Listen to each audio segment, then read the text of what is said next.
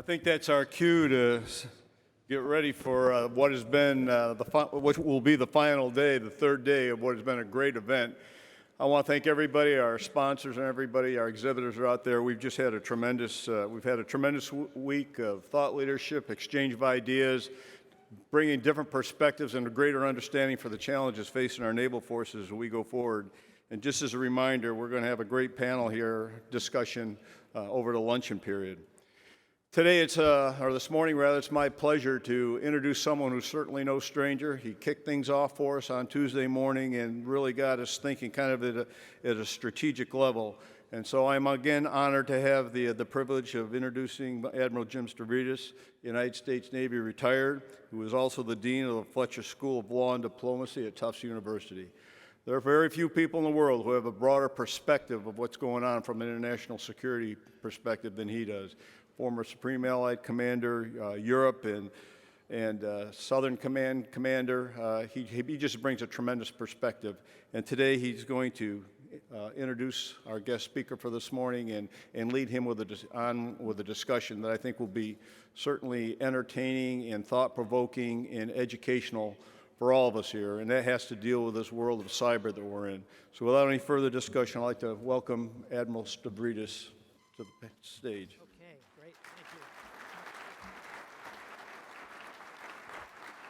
Well, I think, first of all, it's an extraordinary pleasure to be here, but particularly because my very enjoyable task this morning is to introduce the real star of the morning show, and that's my good friend, Admiral Mike Rogers. Can I welcome you to the Jim, stage, please. sir? Thank you. Great. So this is a very relaxed format we're going to use. Pretend no one's here. Yeah, it's just you and me. Exactly. Think of me as Charlie Rose. What we're going to do, first of all, I want to tell you a little bit about Mike Rogers, just for 2 or 3 minutes. I think most folks know him and his background well. And then we're just kind of going to go back and forth, if it's okay with you, Mike, on cyber and how it plays. And then we'll open it up to some questions and comments as we go along. Let me begin by just telling you the most important thing you need to know about 4-star Admiral, brilliant cryptologist, cyber expert Mike Rogers. He owes it all to the fact that he started his career as a surface warfare officer. And I know we have many SWOs in the audience who fully understand that. Mike came out of Auburn University, go War Eagles, and then went to USS Karen on the Norfolk waterfront. Pete Daly, I think, knows that ship. Admiral Crowder knows that ship. Very famous Spruance-class destroyer, and actually was well known in the Spruance community for having the most advanced cryptological capability at that time. I think I'm correct. Can do Karen. Yeah, exactly. And Mike then made the leap over to cryptology and had just an unstoppable career. And what's unique about his career is that he really flowed back and forth quite seamlessly between pure cryptology type assignments, code breaker, listener kind of stuff, into super high level intel jobs. So Mike was the J2 on the Joint Staff. He was the J2 at Pacific Command, which I think still has the largest JIC of all of them, the largest Joint Intelligence Center. And eventually, as the Navy correctly created the 10th Fleet, became a 10th Fleet commander, and then moved very seamlessly into his current assignment as the director of the National Security Agency. So an extraordinary career, and we're lucky to have him here with us. Thanks. I've been very lucky, been very fortunate. So Mike, let's kind of begin by saying the Uber question has got to be, for everybody in this audience, we've spent our lives thinking about how to conduct combat operations in the physical domain. Now we are going to do a lot, maybe all at times, of our operations in this virtual domain that you understand so deeply. What does that shift mean, and how's it going? So to me, I urge people, look, don't be intimidated by the technical aspects. Don't be intimidated by this is different in some ways than the traditional fields that most of us have experienced. Because I argue cyber is an operational domain in which we do a variety of missions and functions, many of which are very traditional. We do reconnaissance, we do fires, we do maneuver, we have key terrain. The same things I was used to as a surface officer, as a TAO when I first started out on Karen. I constantly am always going back to that. Hey, how can we frame this in a way that brings a broader sense of recognition and makes it easier to integrate this into a broader set of operational activities? Don't make this thing so specialized, so unique, so different, then it just gets pushed to the side. That will sub-optimize our ability to execute cyber operations, and quite frankly, it will minimize, or at least negatively impact, in my view, the operational outcomes, which is the whole reason we're doing this in the first place. If it doesn't generate operational outcome, whether it be the offensive or defensive application of cyber, it is a waste of our time and it's a waste of an investment. We've got to focus on generating operational outcomes. Totally agree. Let me ask the question in a slightly different way. So if you had that proverbial blank sheet of paper to sketch out the way in which we ought to be structured and organized, if you will, trained, equipped, and organized in this space, what would that look like? In other words, and just to put a time frame on it, Mike, let's think about from where we are now over, say, a 5 to 10 year horizon. Right. So here's what I think we're going to look like in 5 to 10 years, and the arguments that I would make. Yeah. Hey, here's what we need to build towards. In the immediate near term, elevate cyber commando and combatant commander. I think that's pretty easy. There's really no pushback. Not that there aren't aspects of it that some will potentially have a different view, but I think the potential for that happening in the near term is high, even as I acknowledge, hey, it's not my decision and there are other perspectives.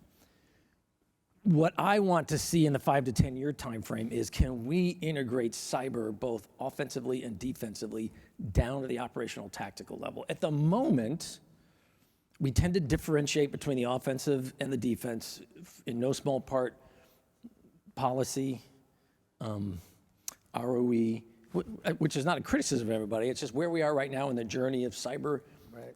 Offensive cyber, in some ways, is treated almost like nuclear weapons, in the sense that their application outside a defined area of hostilities is controlled at the chief executive level and is not delegated down. What I hope to see over the next 5 to 10 years is, can we demonstrate enough confidence or engender enough confidence in our decision makers and our policy makers? Hey, you should feel comfortable pushing this down to the tactical level. We should be integrating this into the strike group and the amphibious expeditionary side, that we should view this as another toolkit that's available to a commander, as a commander is coming up with a broad scheme of maneuver to achieve a desired outcome or end state. That's what I hope.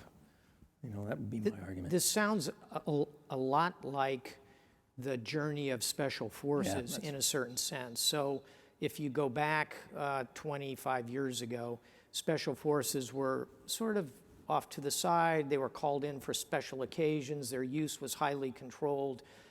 Today, each combatant commander has not only a land, air, sea component command, a Marine Corps component command, but today has a special operations component command.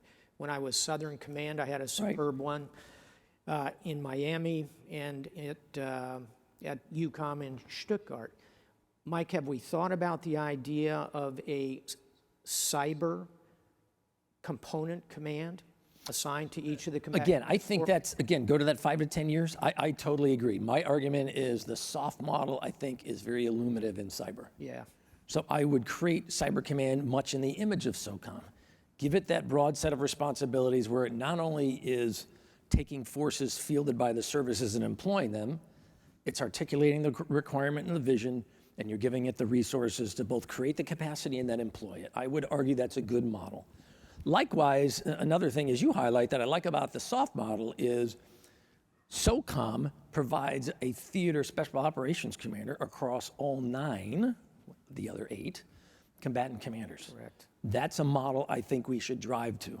The reason why I have argued up to date that's probably not an optimal investment of finite capacity is, look, until we can get approval to delegate much of this down to that level, it doesn't make any sense to me. Why would you create a C2 construct, tie up scarce manpower if it's not going to be able to actually conduct the full range of operations? Yeah. That's what I'm hoping in 5 to 10 years we can get to. No, I think that's very illuminative. I'll just make an observation from NATO, which is in NATO, we have for each of the sort of equivalents of combatant commands in NATO, They have components, air, sea, land. They don't as yet have a special operations component. So the halfway house at NATO is to create a centralized organization that can feed special operators. I think that's... And that's where we are right now. The Exactly. reality is, my argument has been, how do we treat any high demand, low density resource in the department? We traditionally tend to centralize it, then prioritize its application by risk and operational priority. And I would argue that we need to do the exact same thing in cyber. That's another thing I would argue I would hope it would change in 5 to 10 years. When we created this construct in May, Cyber Command will celebrate its 7th anniversary as an organization. When we created this construct, we aligned all of its maneuver elements, those cyber teams. There's 133 teams, 6,187 individuals. We aligned all those teams against specific COCOMs, services, or functions. DISA, for example, has. My argument is I understand why we did it that way. It was to achieve a broad consensus, get everybody to agree. As we have created capacity and we're doing more and more work, my argument has been the reality of not having enough means we have got to treat this just like we do ISR. We manage this centrally, and we prioritize it, and we apply it based on a risk and a prioritization model, not, hey, we've locked everything down. These belong to this organization, these belong to that organization. Oh, well, you're on your own.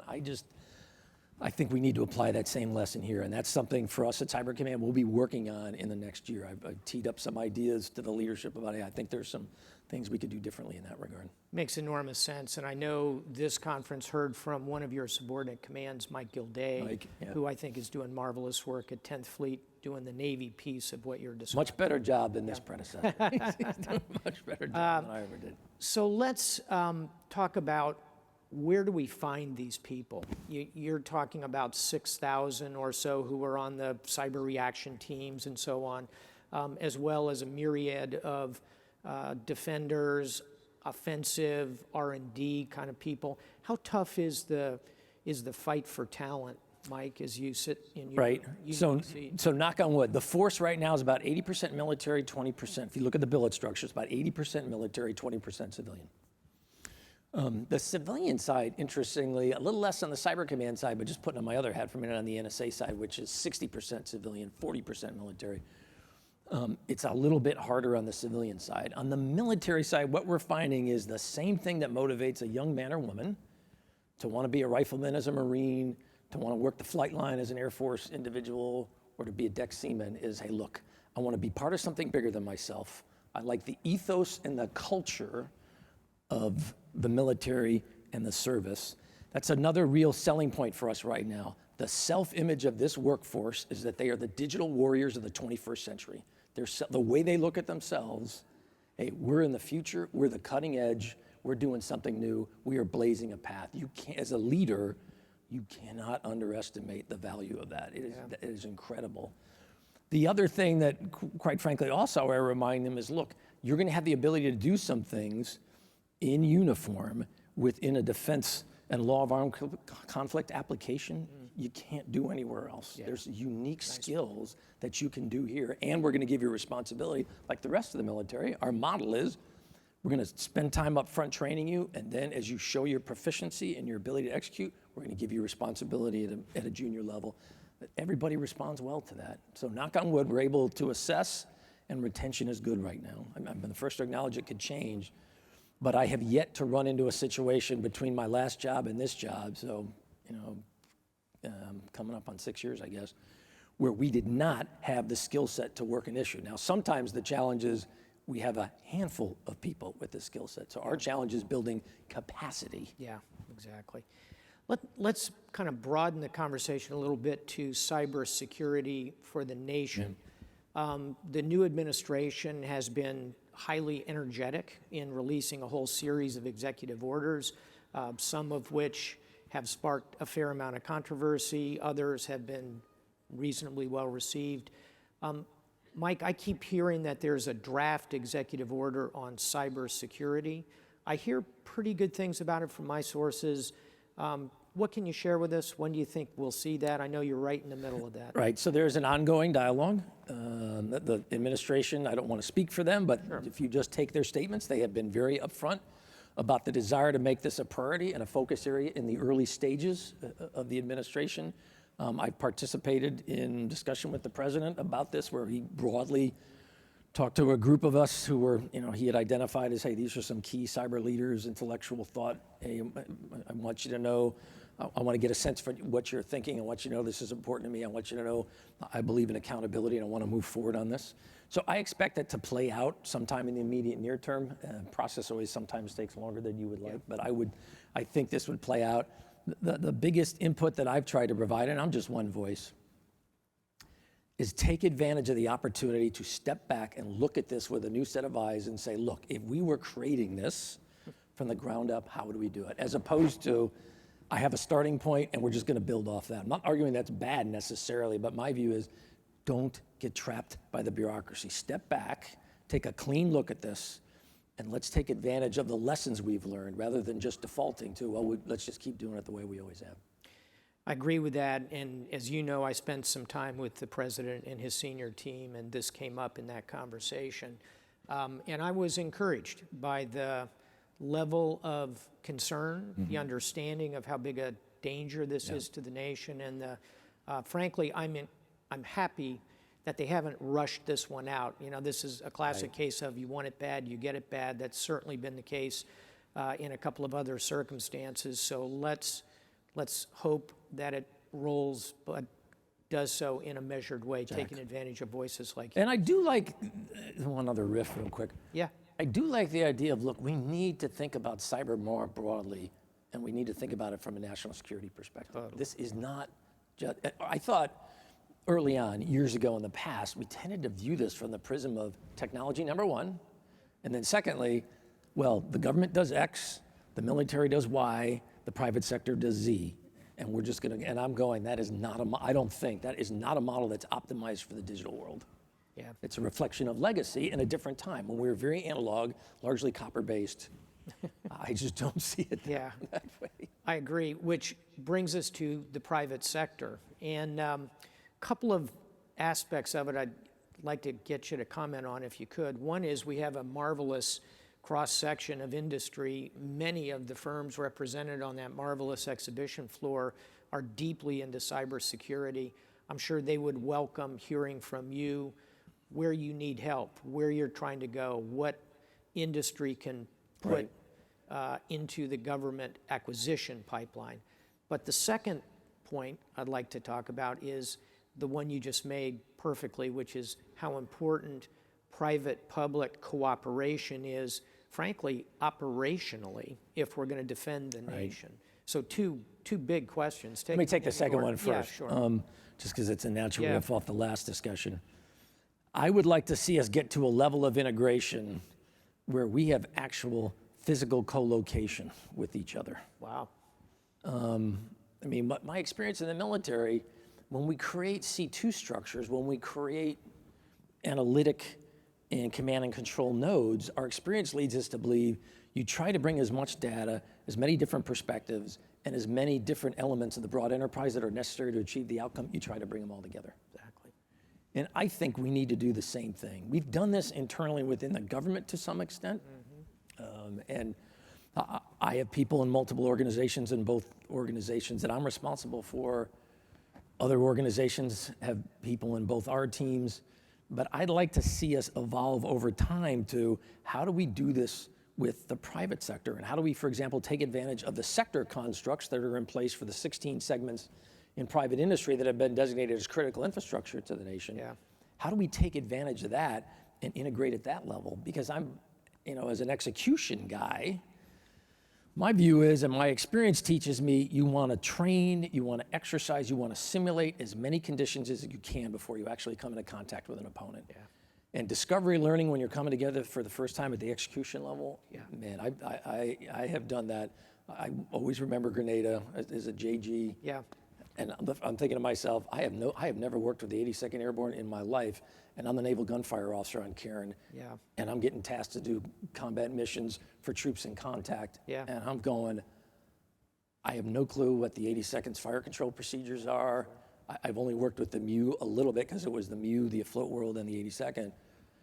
One of my takeaways from that experience, it's hard to believe it was October of '83, was I do not like discovery learning when you're moving to contact. This is a terrible way to do business. Yeah. So I'd like to see us change. No, that's a profoundly right point, and I'll bounce off that to say this is a bit like disaster relief. When you try to throw all that huge logistic muscle and capability of the military into a disaster relief scenario, if you haven't practiced, rehearsed, been alongside those non-governmental organizations, humanitarian organizations, is a classic soft power lesson learned. I think it absolutely applies in cyber. And I don't mean tabletops. The other point I'm trying to make is we have to move beyond tabletops down to actual execution. Tabletops, we tend to white card or big hands. Yeah. Oh, don't worry, that's not an issue. Exactly. Well, let's take the second half of the question. I was going to say I didn't answer the other part. No, second half of the question, which is, Keep me honest. for the private sector, what are you hungry to see walk in the door of your office, so to speak? What capability are you missing? So first let me talk defense and then let me talk offense. On the defensive side, we have got to get to machine learning at speed. Most defensive strategies right now are predicated on a priori knowledge. Hey, I optimize for known behaviors that I've seen before. That helps you deal with 90% of the challenge set out there. It's that 10% that you haven't seen before that tends to really kick your butt sometimes. Yeah. So we got to get to machine learning at speed. We got to get it to automation, and you've got to help me free up human capital. I still watch right now at times where I watch how incredibly motivated and well-trained men and women are doing tasks that I look at and go, look, we should be automating this. This is not the best use of your time, your perspective, your constructive thought. I would urge your help with that. I'd also urge on the industry side, both defense and offense, help us with human capital development. Because again, people love to talk about the technology, but at the end, our greatest edge isn't the technology. Our greatest edge is that motivated man or woman with the intellectual capacity to anticipate, to be innovative, and to be agile. Because in the end, I remind everybody that what we're dealing with is driven by a man or woman somewhere in the world sitting in a keyboard. There's a human dimension in all of this. It's not just about the machine. Defeat the man, figure out what their man or woman, figure out what their strategic intent, what's the objective. That'll identify, okay, if the objective is X, they're probably going after this terrain, they're probably going after this data, they're probably going to use this tactic, techniques, or procedure. That's how you get ahead of the power curve. Think about this. On the offensive side, it's interesting. One of the things I'm still trying to come to grips with, so I'm speaking now as Mike Rogers conceptually, in no way for the department. In the application of kinetic functionality, weapons, we go to the private sector and we say, hey, build us this thing we call a JDAM, a TLAM, an AIM 120, fill in the blank. On the offensive side, to date, we have done almost all of our weapons development internally. And part of me goes, again, 5 to 10 years now, is that a long-term sustainable model? And does that enable you to access fully the capabilities resident in the private sector?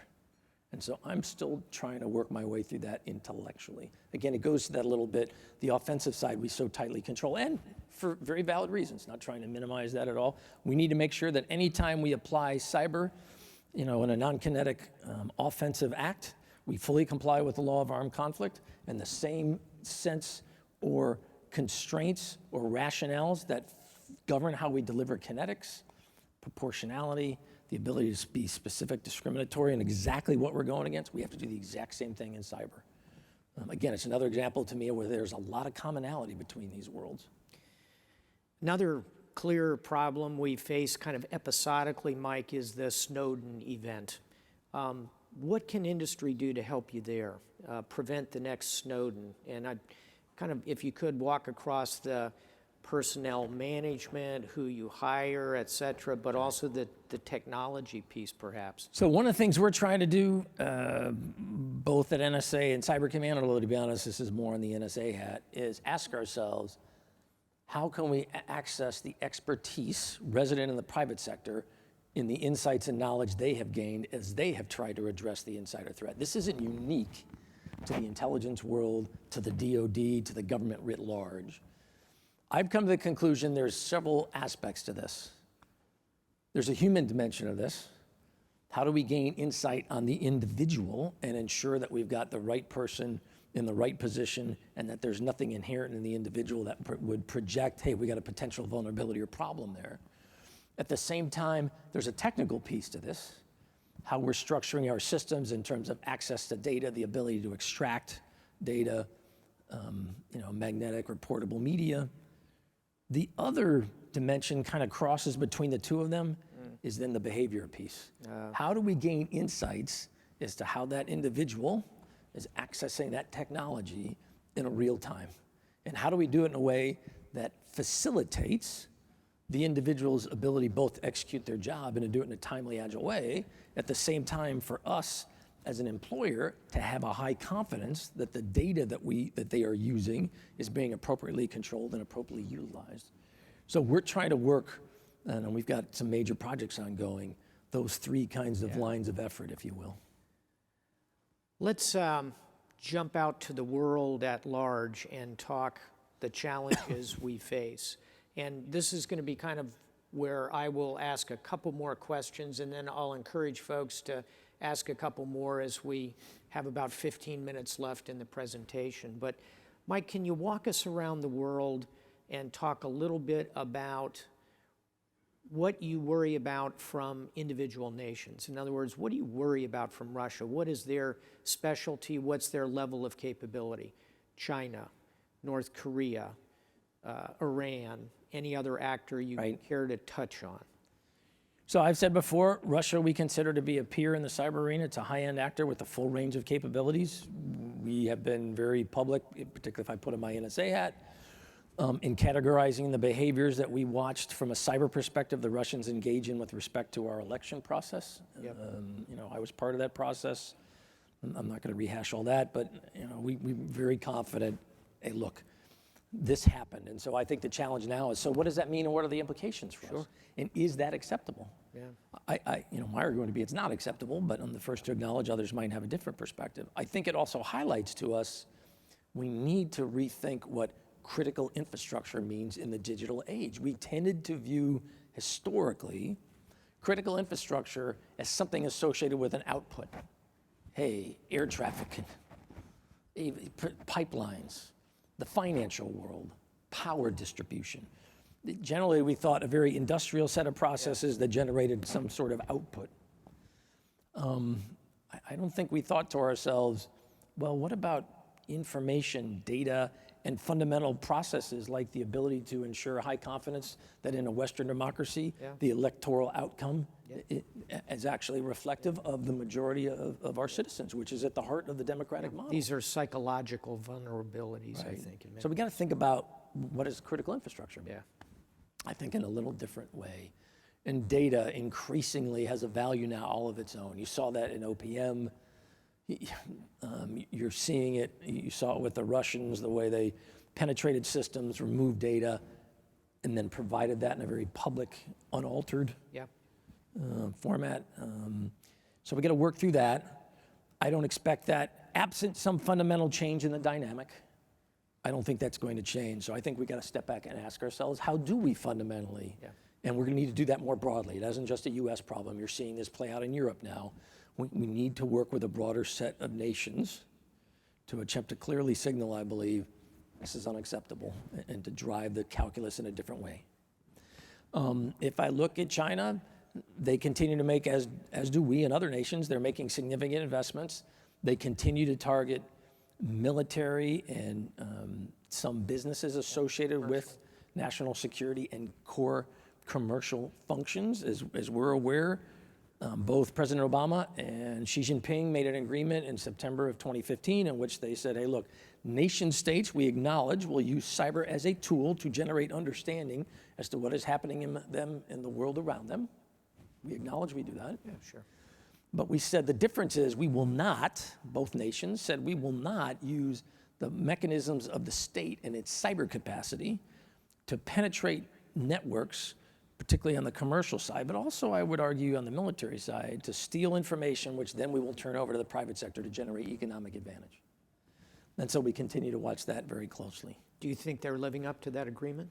I would say for us, the jury is still out a little bit. Yeah. Do we see reduced levels of some activity? Yes. Okay. Have I seen them totally walk away from the idea of cyber as a tool? No. Not quite yet. If I look at North Korea and Iran, North Korea, you go back to November of 14, where we had the North Koreans engage in offensive action via cyber against the Sony Entertainment Corporation. We took a measure of steps the U.S. government did in the aftermath of that. Knock on wood, we're coming up on 2.5 years. We have not seen that same activity directed from an offensive standpoint. I will say we continue to observe North Korean activity directed against some elements within the United States. I'm not going to get into specifics, but we also see them being very aggressive with other nation states. And so we're trying to partner with some of those nation states to ensure that we're able to address that. And then the Iranians, it continues to be a strong investment area for them. You saw them engage in denial of service efforts against the financial sector back in the 2011, 2013 timeframe. We have seen activity ongoing in the Gulf right now that continues to be of concern to us. The Saudis. Directed against the Saudis. Right, directed against the Saudis and where others. they have a long history, of course. Where we would argue, boy, that's an area of concern. Yeah.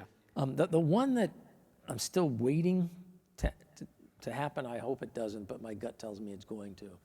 What happens when the non-state actor believes that cyber is not just a recruitment tool, an ideology, in a way, and resources, funding, and command and control of geographically dispersed elements?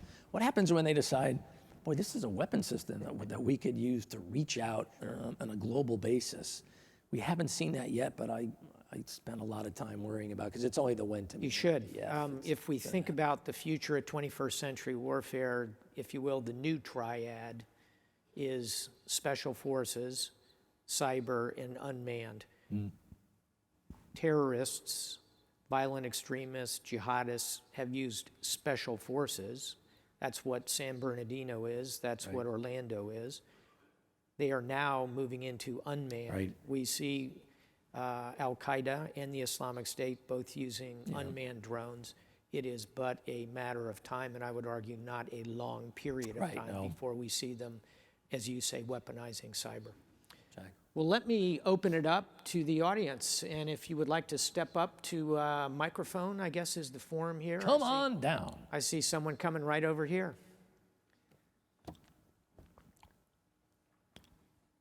And please name and affiliation. Sure. Lucian Niemeyer. I have my own consulting practice in the D.C. area. Hi, sir. Appreciate, Admiral, your outstanding comments. One concern I have, in the beginning of your comments, you emphasized the operational domain.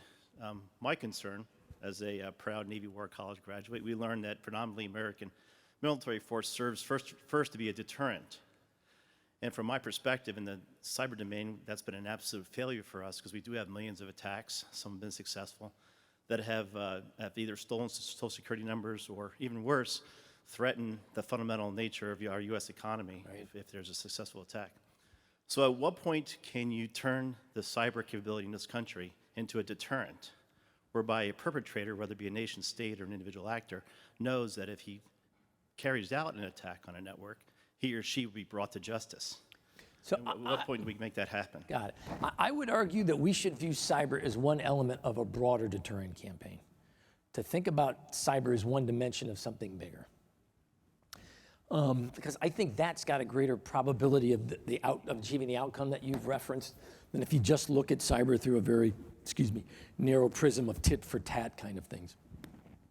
I do agree we have got to fundamentally change the dynamic because right now most nation states, well, Some nation states, many actors have come to the conclusion that there's little price to pay and the value far outstrips any price you might have to pay. We got to change that dynamic or we're going to continue in this. Put another way, at times in my job, I feel, as do the teams that I'm a part of, like we are just sticking our finger in the dike and I'm going, this is a losing strategy, it is a resource intensive, and we are reacting. And my military culture teaches me, you get out in front of problem sets, you shape opponent behavior, and you drive them to make choices that in fact help support your desired outcome in end state, not theirs. And we've got to do the exact same thing in the cyber arena. And we're a ways from that. I'm the first to acknowledge. Thank you. Next. Good morning. Morning. Sidney Friedberg from Breaking Defense. I wanted to pull on what you said about moving cyber over the next 5 to 10 years down to more of the operational tactical levels, you know, from this sort of super secret squirrel stuff at the strategic level to something that, you know, a strike group commander has in his toolkit. Two complications to that. One is, at least two. Can I ask you to just pose a question? Sure. We've got a couple of people right behind you. Sure. He's ruthless. He is ruthless. I mean, how do you deal with the fact that, you know, your tactical commander's focus is very local, geographically confined, yet, you know, a cyber action in one place can inadvertently percolate globally? And how do you deal with how way cyber at the tactical level is interwoven with, again, a purely local physics effect, electromagnetic spectrum warfare? Those two are interdependent, but the authorities and the physics are totally different. Jack, so first let me push back a little bit on your present premise. What is stopping us from pushing it down to the tactical level is it's not the classification, it ain't the super secret stuff. That has nothing, to be honest, that has little if anything to do with it. It's more this, can you get the authority, can you get the rules of engagement right now that would allow you to actually employ it? It's not some classification issue. My comment would be, look, the same thing happens in the kinetic world. In the world we're living in now, the tactical application of kinetic force often has strong strategic implications well beyond the immediate physical environment of the application of that force. Cyber has many of those same characteristics, and just as we have come up with a series of processes, controls, and oversight that govern the application of force in the traditional ways that tries to make sure we address that strategic impact with tactical application, I think we can do the exact same thing over time with cyber. And I acknowledge we have to do that. I'm the first to acknowledge that. Thank you. Next up. Good morning, sir. Mike Dom, Office of Naval Intelligence. Good to see you again, sir. Admiral Stavridis started talking about this transition or this change from the physical space to the virtual space. And I'd argue there's kind of a chasm in between the two of spectrum and electronic warfare, the CNO's initiative on electromagnetic maneuver warfare. Should cybercom have a role in electronic warfare? And if not, who are you looking to ensure access to spectrum in order to gain access to that virtual space? Boy, thanks, Mike. That's a great question. It's another thing I should have mentioned in the 5 to 10-year view. For the first time in the last year, I'm starting to get, sometimes in very public forums, this same question about, hey, look, as you see the spectrum and the network converging, as you see the integration of the spectrum, the network, information, and effects, does that argue then that you need to view cyber as an element of something broader? And would you, as a result of that, potentially, for example, build around cybercom or some other organization or construct, the idea of bringing those functions together? I would argue the most likely answer over time is yes. This is one where I'm a little torn. Intellectually, I say to myself, perfect sense, logical conclusion, what we need to build to. When I get asked, so, hey, Mike, could you do this right now? I suck in my teeth a little bit with, man, you know how much work I'm trying to get? I'm trying to get us steered, moving down the channel from right in the middle where we want to be. It's a little bit about timing to me, but intellectually it makes sense to me. Good question. And last question. Morning, Admirals. Lieutenant Sean Quirk from Desron 31, and Hey, Lieutenant. incoming student at the Fletcher School. Oh, excellent. Oh, way to suck up to this guy. Way to suck up to him. Awesome. Sir, a follow-up question on your co-location with industry. So I grew up in Palo Alto, and wondering if Cyber Command is going to build a debt in Silicon Valley. And then secondly, how forthcoming have the high-tech companies in Silicon Valley been to confront overseas cyber threats? So actually, Cyber Command already has a detachment in Silicon Valley. We call it the Point of Partnership. It's been in place since 2014. In fact, DIUX kind of grew from the presence we had out there, where others in the department became aware of it and approached me saying, hey, look, we think this is something we could build on. How can we make this larger, a broader mission set, not larger in size, but a broader mission set than just the focus on cyber. And DIUX is in place doing some great things. We support DI, that Point of Partnership supports DIUX. We're co-located with each other. I'll be honest, we're in a better place overall in terms of DoD, Intel in particular, relationship with the private sector. I think we're able to take some of the emotion out of the past few years and look, could we just deal with the facts? Let's take the emotion out of this, just deal with the facts. Others will have a different perspective. That doesn't bother me at all. That's the nature of life. I just want that perspective to be based on fact and not allegations and some often fairly inaccurate reporting that I see. Not that it's all totally inaccurate, I don't mean to claim that, but. So that's clearly where we need to go in the future. I'm trying now, to be honest, to ask myself what would make sense on the NSA side. Thank you very much. Well, we've had an opportunity to be with a remarkable Navy officer, but I would argue a remarkable intellect, as well as an extraordinarily kind, humorous, and good-natured leader in a very difficult and challenging space. Join me in a great round of applause. Can I make one for closing Admiral? comment? You can wait. Sorry. I apologize, you guys. Closing comment. First, let me thank Jim, and he's heard me say this to him before. He has been an intellectual leader in the maritime environment since he was a midshipman. You think about that. We tend to take that for granted. We're lucky that we have individuals like Jim Stavridis who are willing to continue to engage in this dialogue, even as they have moved on to a different phase of their life and a different time in their life. And quite frankly, the only reason I'm here today is along the way, he was kind enough, we worked together, and he's kind enough to give me some insights to help me keep growing and learning as a naval officer and as a maritime professional. The comment I wanted to make to all of you was, one of the reasons I try to do things like this is I'm the first to acknowledge I can't sit at Fort Meade to do my job. We have got to get out and about. We have got to interface with our nation, our allies, and we've got to talk to the private sector. There is an amazing amount of innovation, insight, and analytic expertise and horsepower in this room. Our strength as a nation historically has been our ability to bring that all together, powered particularly here in areas of the West Coast, but other areas, by this culture of innovation that has made changes that are the envy of the rest of the world and that today are taken for granted by many. So I ask your help as we move forward. I'm responsible, along with my teammates, many of which you've seen here today, who are great, hardworking men and women. I ask for your help in trying to move forward as a nation. The cyber dynamic we're dealing with now, I don't think any of us like where we are. And I don't like admiring problems, I like fixing problems. And I'm gonna need your help, as will others, to help us do just that.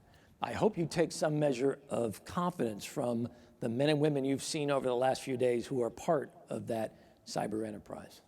If you could see these young, motivated men and women, young petty officers, NCOs, junior officers, civilians, when they're working a problem set, oh man, it's one of my proudest days as a leader. I just love being around them. And they are doing amazing things for this nation, and they're doing amazing things for the United States Navy. And thank you very much for your guys' time today. Can't top that. Well done, Mike. That was fabulous. Thanks, Jim. That was so cool. Thank you.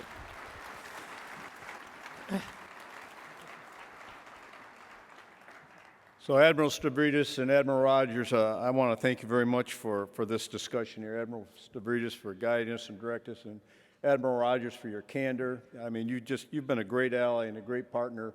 And the thing that is refreshing, you're dealing in an area that is very complex, compartmented in some ways, but you've done a tremendous job in opening up the discussion so that people can be better informed and better educated.